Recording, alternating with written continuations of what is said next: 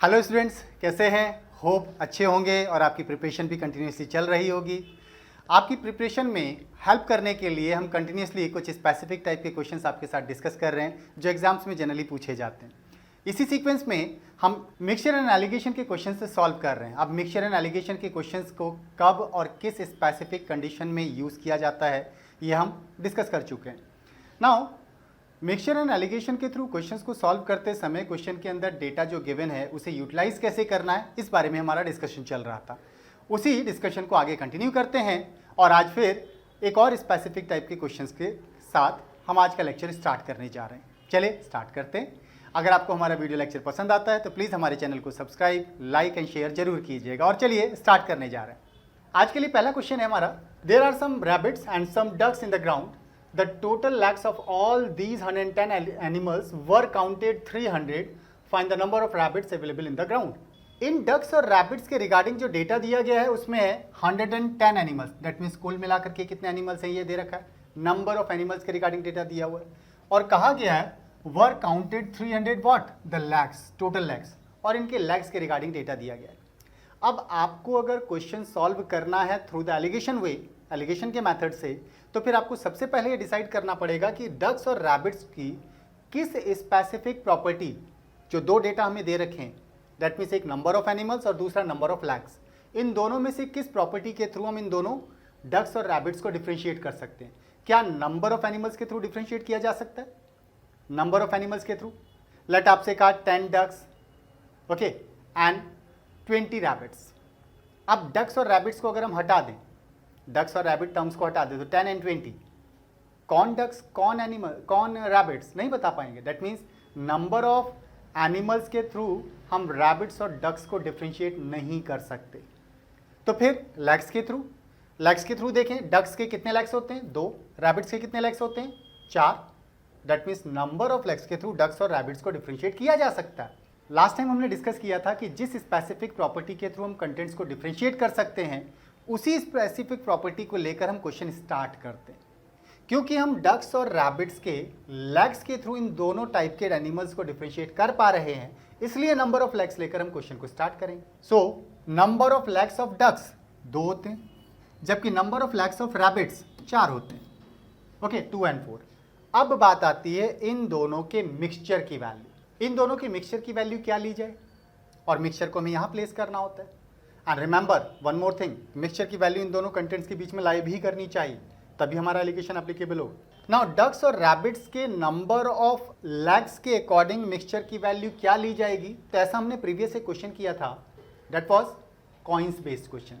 ठीक इसी तरीके से अगर हम यहाँ देखें तो हमें क्वेश्चन के अकॉर्डिंग डेटा दिया गया है कि हमारे पास टोटल एनिमल्स 110 है, जिनके टोटल लैक्स हमारे पास कितने? 300। The total lakhs of all the 110 animals were counted 300। तो that means total legs 300 and total animals हमारे पास 110।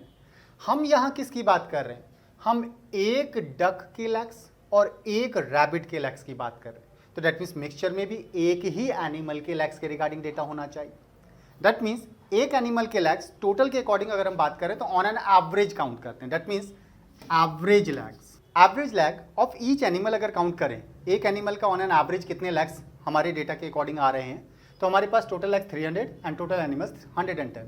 110 से उसको डिवाइड करते हैं तो ऑन एन एवरेज एक एनिमल के कितने लैक्स वो निकल के आता है, दैट इज 30/11।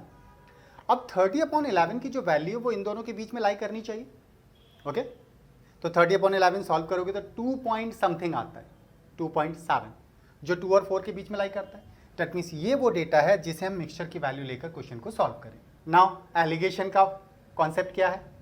क्योंकि मिक्सचर की वैल्यू दोनों कंटेंट के बीच में लाई कर रही है, सारा डेटा सेम टाइप का डेटा है, एक एनिमल के लैक्स के रिगार्डिंग डेटा है। ओके, सारे लैक्स एंड वन एनिमल के रिगार्डिंग। ओके, ना ऐसे में जब दोनों कंडीशन सेटिस्फाई हो रही हैं तो एलिगेशन के थ्रू क्वेश्चन को सॉल्व करने के लिए इन दोनों का डिफरेंस यहाँ रखते हैं, इन दोनों के डिफरेंस को यहाँ रखते हैं और रेशियो का सिंबल लगाते हैं। यही डक्स और रैबिट्स के नंबर ऑफ एनिमल्स का रेशियो निकल के आएगा। क्यों नंबर ऑफ एनिमल्स का? क्यों? एक्चुअली हमने लास्ट टाइम डिस्कस किया था कि हम कभी भी एलिगेशन के क्वेश्चन को जब सॉल्व कर रहे होते हैं तो जनरली गिवन डेटा की उस स्पेसिफिक प्रॉपर्टी के थ्रू स्टार्ट करते हैं जिसके थ्रू हम कंटेंट को डिफरेंशिएट करते हैं। ओके, और फाइनल जो डेटा निकल के आता है, फाइनल जो रेशियो निकल के आता है, वो इन दोनों कंटेंट्स की उस प्रॉपर्टी का निकल के आता है जिसे मिक्स किया गया। तो मिक्सिंग नंबर ऑफ लैक्स की नहीं की गई है, मिक्सिंग यहाँ एनिमल्स की है। दैट मीन्स दोनों एनिमल्स मिलकर ग्राउंड में अवेलेबल है। ओके, तो ऐसे केस में इन दोनों का डिफरेंस लेना है। तो बड़ा वैल्यू नंबर कौन सा है? ये है 30/11, दैट मीन्स 2 पॉइंट समथिंग। तो इसमें से इसको माइनस करेंगे, तो 30/11 में से 2 माइनस करना है, और इधर इन दोनों में से 4 बड़ा है, तो 4 माइनस 30/11 किया जाएगा। That is now further continue करते हैं। अब इन दोनों का डिफरेंस लेंगे तो 44 minus 30 will be 14/11, that means 14/11। Ratio इधर आते हैं, 30 में से माइनस करना, 11 2 22, तो दैट मीन्स 8/11 हो जाएगा। तो ये 11 दोनों के डिनोमिनेटर सेम है, एलिमिनेट कर देते हैं। 14 और 8 को अगर फर्दर सिंप्लीफाई करेंगे तो ये हो जाता है 7/2 से डिवाइड कर रहे हैं 4, 7/4। ओके, दैट मीन्स ये जो 7/4 का रेशियो निकल के आया है, ये किस चीज़ का होगा? ये होगा जिस प्रॉपर्टी को मिक्स किया गया है। तो ग्राउंड के अंदर मिक्सिंग किसकी हुई है? नंबर ऑफ एनिमल्स की। तो ये नंबर ऑफ एनिमल्स का रेशियो है। इसका मतलब ये हुआ कि हमारा ग्राउंड में डक्स एंड रैबिट्स का जो रेशियो है that is 7/4। Number of animals का रेशियो हो गया। ओके, और नंबर ऑफ एनिमल्स के रेशियो के साथ हमें टोटल एनिमल्स भी दे रखा है। दैट मीन्स इन दोनों वैल्यूज को लेकर हमसे जो पूछा गया वो मैदान में कुल कितने खरगोश हैं? नंबर ऑफ रैबिट्स पूछा है। तो रैबिट आइडेंटिफाई करना है, कितना हो जाएगा। तो रैबिट का नंबर आइडेंटिफाई करने के लिए जो वैल्यू दे रखी है वो 110 को डिवाइड करेंगे किससे? जो इसका रिलेशन है टोटल एनिमल्स मीन्स दोनों को मिलाकर, तो 7 + 4 11 इनटू रैबिट का नंबर हमसे पूछा है, तो रैबिट कितना? 4। इसे सिंप्लीफाई कर देते हैं, ये नंबर ऑफ रैबिट्स को डिनोट करेगा। क्लियर? तो 11 10 so that would be 40। That means ground में 40 रैबिट्स हैं। It means 40 will be the answer. तो हमारा आंसर हो जाएगा 40। क्लियर? तो इस तरह से हमने एलिगेशन के कॉन्सेप्ट के थ्रू नंबर ऑफ एनिमल्स की मिक्सिंग के बेसिस पर क्वेश्चन को सॉल्व किया। यहाँ मेन बात यह है कि आपको क्वेश्चन सॉल्व करने के लिए जो स्पेसिफिक फॉर्मेट याद रखना है वो ये कि जब भी एलिगेशन का कॉन्सेप्ट यूज़ किया जाना है तो हमें जिन दो कंटेंट को मिक्स करना है उसकी उस प्रॉपर्टी के थ्रू सॉल्व करना होता है जिसके थ्रू हम दोनों वैल्यूज़ को डिस्टिंग्विश कर सकते हैं, डिफ्रेंशिएट कर सकते हैं। और फाइनल रेशियो उस वैल्यू का निकल के आता है जिनको मिक्स किया गया। ओके, जैसे अगर हम रेट्स के अकॉर्डिंग बात करें, डिफरेंट टाइप के कंज्यूमेबल ऑब्जेक्ट्स की बात करें तो उनके रेट्स और उनकी क्वांटिटी हो सकती है। क्वांटिटीज़ को मिक्स किया जाता है, रेट के थ्रू डिफ्रेंशिएट हो सकता है। जिस प्रॉपर्टी के थ्रू डिफ्रेंशिएट होता है उसको लेकर सॉल्व करना होता है। डेट मीन्स हम रेट के थ्रू सॉल्व करेंगे और रेशियो किसका निकल के आएगा? रेशियो क्वांटिटीज़ का निकल के आएगा। क्लियर? चलिए अगला स्पेसिफिक क्वेश्चन देखते हैं और उसके अंदर क्या कॉन्सेप्ट है उसको भी। एलिगेशन का नेक्स्ट क्वेश्चन हमारे पास है 28 litre mixture contains milk and water in the ratio 5:2। How much water should be added in the mixture so that the new mixture contains milk and water in the ratio 2:5? हमारे question में दिया गया 28 litre mixture है milk and water का, जिसमें milk and water का ratio 5:2 है। That means initial mixture में मिल्क एंड वाटर का रेशियो 5:2 है। क्वेश्चन कह रहा है how much water should be added, इसमें कितना पानी मिलाया जाए। तो जिन दो कंटेंट्स को मिलाना है वो मिक्सचर एंड वाटर है, इसमें कितना पानी मिलाया जाए पूछा गया है, जिससे नए मिक्सचर में मिल्क एंड वाटर का रेशियो 2:5 हो जाए। 2:5 नए मिक्सचर में मिल्क एंड वाटर का रेशियो हो जाए। That's the question. अब मिक्सचर में मिल्क एंड वाटर का रेशियो, वाटर मिक्स करने के लिए कहा गया है और नए मिक्सचर में मिल्क एंड वाटर का रेशियो दिया। डेटा सेम टाइप का होना चाहिए, दैट्स द बाउंडेशन। अगर यहाँ मिल्क एंड वाटर का रेशियो है, यहाँ मिल्क एंड वाटर का रेशियो है, तो फिर वाटर में भी हमें मिल्क एंड वाटर का रेशियो ही चाहिए होगा। सो मिल्क एंड वाटर का रेशियो चाहिए। अब जो वाटर हम मिक्स करने जा रहे हैं उसमें मिल्क एंड वाटर का रेशियो दिया तो है नहीं, लेकिन जब वाटर कहा गया तो डेट मीन्स प्योर वाटर, और प्योर वाटर के अंदर हम ये कंसिडर करेंगे कि उसमें मिल्क तो है ही नहीं। अगर मिल्क नहीं है तो रेशियो फॉर्मेट में उसका कंटेंट 0, और अगर कोई 100% वैल्यू है तो रेशियो फॉर्मेट में उसकी value 1। So ratio should be 0:1। Ratio कैसे निकाला हमने, ये बात आपको समझनी होगी, क्योंकि हमें जिस वाटर को ऐड करने के लिए कहा गया how much water should be added, तो वाटर को इसमें मिक्स करना है। उस वाटर के अंदर मिल्क एंड वाटर का रेशियो हमें चाहिए ताकि डेटा सेम टाइप का हो जाए। तो वाटर के अंदर मिल्क एंड वाटर का रेशियो कहाँ से आएगा, हमें खुद डिसाइड करना पड़ेगा। वाटर का मतलब प्योर वाटर, अगर प्योर वाटर है तो उसमें मिल्क का कंटेंट होगा ही नहीं। अगर प्योर वाटर में मिल्क का कंटेंट होता तो हम वाटर से ही चाय बना लेते, हमें अलग से दूध लेने की ज़रूरत ही नहीं पड़ती। ओके, दैट मीन्स वाटर के अंदर मिल्क का कंटेंट नहीं होता तो 0। ओके, वाटर है तो सारा कंटेंट वाटर ही होगा, उसमें सारा content in ratio terms 1 unit होता है, so water will B 1 unit. It means water के अंदर मिल्क एंड वाटर का रेशियो 0:1 हो जाएगा। अब अगर हम देखें तो मिक्सचर में मिल्क एंड वाटर का रेशियो दिया है, वाटर में भी मिल्क एंड वाटर का रेशियो दिया है, और नए मिक्सचर में भी मिल्क एंड वाटर का रेशियो ही दिया हुआ है, तो सारा डेटा सेम टाइप का हो गया। सेम टाइप का डेटा है, डेट मीन्स एलिगेशन एप्लीकेबल होगा। लेकिन अब दूसरी प्रॉपर्टी कि मिक्सचर की वैल्यू दोनों कंटेंट के बीच में लाई करनी चाहिए, उसको भी चेक करना होगा। बट रिमेंबर, जब हमें रेशियो फॉर्मेट में दिया हो तो हम सेकंड कंडीशन चेक नहीं करते।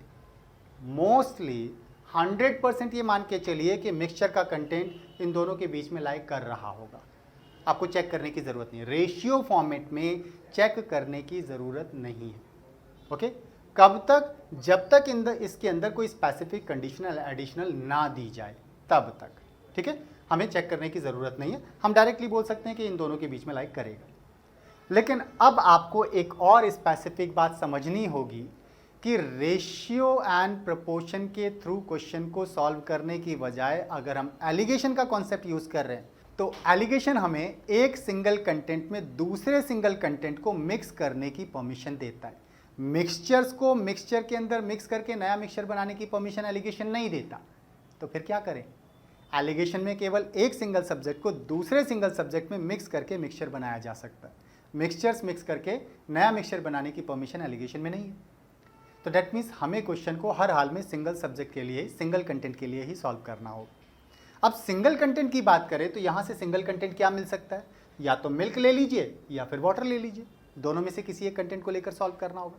या तो हम मिल्क को लें या फिर हम वाटर को लें, दोनों में से कोई एक लेना है, दोनों नहीं लेने।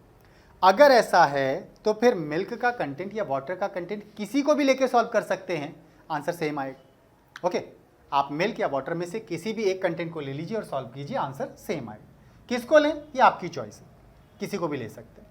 लेकिन जब एक वैल्यू हमारी 0 हो रही है तो उसी को लेना सही रहेगा।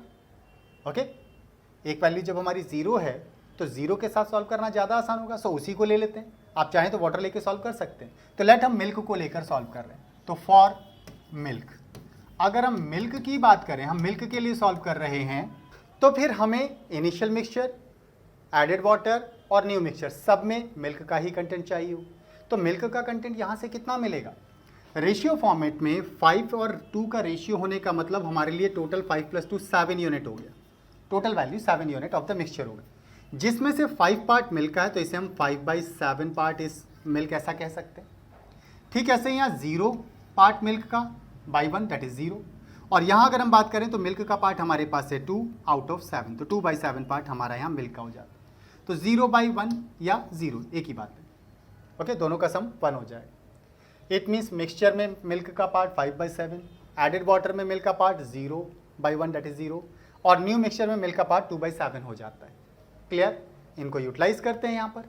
सो इनिशियल मिक्सचर में मिल्क का कंटेंट हो गया 5/7 पार्ट, एडेड वाटर में मिल्क का कंटेंट 0 है, जबकि नए मिक्सचर में मिल्क का कंटेंट 2/7 पार्ट हो जाता है।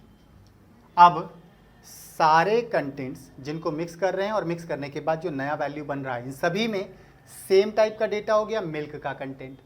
ओके, ये मिल्क का कंटेंट हो गया। और अगर आप ध्यान दें तो मिल्क के कंटेंट की वैल्यू इन दोनों के बीच में लाई भी कर रही है, हालांकि चेक करने की ज़रूरत नहीं होती, लेकिन फ्रैक्शन फॉर्मेट में हमें पता चल रहा है बीच में लाई कर। अब एलिगेशन का कॉन्सेप्ट एप्लीकेबल हो जाता है। इन दोनों का डिफरेंस यहाँ रखेंगे, इन दोनों का डिफरेंस यहाँ रखेंगे, and that should be the ratio of mixing. इन दोनों को मिक्स करने का रेशियो हो जाएगा। ना इन दोनों का डिफरेंस अगर हम करते हैं तो that would be how much? 5 और 2 का डिफरेंस दैट वुड बी 3/7, और इन दोनों का डिफरेंस अगर हम करते हैं तो दैट इज 2/7। दोनों में 7 कॉमन है, एलिमिनेट कर देते हैं, so the ratio will be 2:3। तो हमारा रेशियो हो जाता है 2:3। किस चीज़ का रेशियो? इनिशियल मिक्सचर और वाटर को इस रेशियो में ऐड किया जाना है। इसका मतलब ये हुआ कि इनिशियल मिक्सचर और वाटर की मिक्सिंग का रेशियो 2:3 होगा। 2 part mixture and 3 part water होना चाहिए। लेकिन इनिशियल मिक्सचर का कंटेंट तो हमें दे रखा है 28 लीटर। इनिशियल मिक्सचर 28 लीटर है हमारे पास। अगर 2 पार्ट 28 को डिनोट कर रहा है इन रेशियो, तो 3 पार्ट कितना होगा उसको आइडेंटिफाई कर लेते हैं। ओके, 2 का कितना टाइम्स है 28? 14 टाइम्स। तो आप इसका भी 14 टाइम्स कर दीजिए, 14 3 ज़ा 42 लीटर। इट मीन्स अगर हम 28 लीटर मिक्सचर जिसमें मिल्क एंड वाटर का रेशियो 5:2 है के अंदर 42 लीटर वाटर ऐड कर देते हैं तो नए मिक्सचर में मिल्क एंड वाटर का रेशियो 2:5 हो जाएगा। क्लियर? यही हमारा क्वेश्चन था कि वाटर कितना ऐड करना होगा, तो water will be added 42 litre. Clear?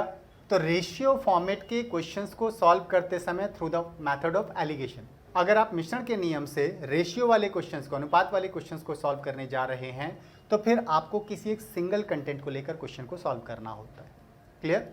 Single content लीजिए, सॉल्व कर दीजिए, आप इजीली आंसर बता सकते। हमने प्रीवियस लेक्चर में जो देखा था कि हम क्वेश्चंस को कैसे सॉल्व करेंगे थ्रू द एलिगेशन, उसमें क्या कंडीशंस होती हैं, उन्हीं को आज हमने फिर से देखा है और साथ में कुछ स्पेसिफिक टाइप के क्वेश्चंस के अंदर क्वेश्चन को सॉल्व करने के कॉन्सेप्ट को भी सीखा है। अगर आपको हमारा कॉन्सेप्ट पसंद आया हो, वीडियो लेक्चर पसंद आए तो प्लीज़ हमारे चैनल को सब्सक्राइब, लाइक एंड शेयर जरूर कीजिएगा। आज के लिए इतना ही। नेक्स्ट वीडियो लेक्चर में हम एलिगेशन के एक और स्पेसिफिक कॉन्सेप्ट को लेकर आएंगे। तब तक आप अपनी प्रैक्टिस कंटिन्यूसली करते रहिए और आज के लिए थैंक यू।